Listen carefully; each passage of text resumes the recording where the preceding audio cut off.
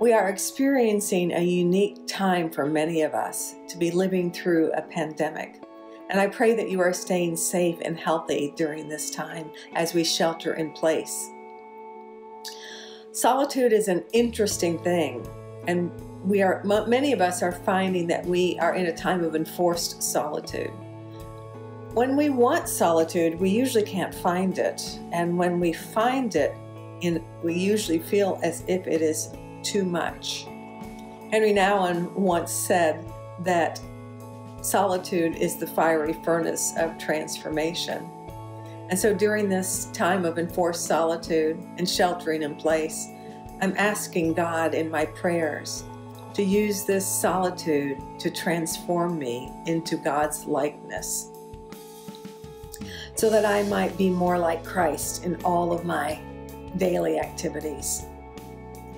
As I continue to cultivate a life with God, I remain faithful to my daily practice of contemplative prayer each morning. But I've changed a few other practices to transform them into spiritual practices. My daily walk for exercise is now a time to appreciate the beauty of God all around me, to see the flowering dogwoods, pink and white, and to know that the Creator who made such beauty is active in our world, even though we may not see it.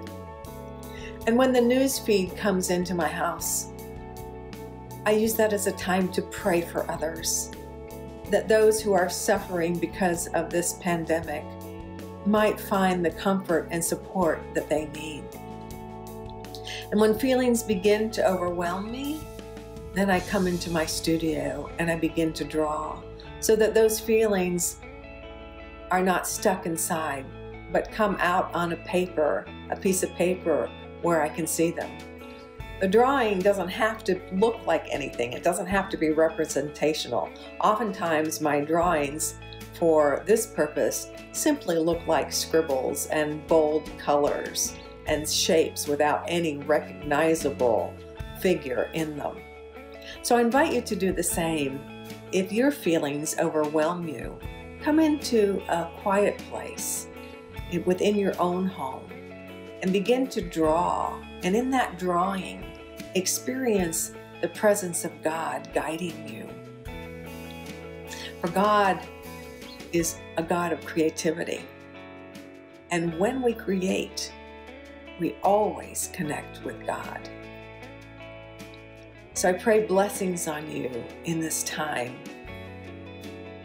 and ask that God be with you to meet all of your needs.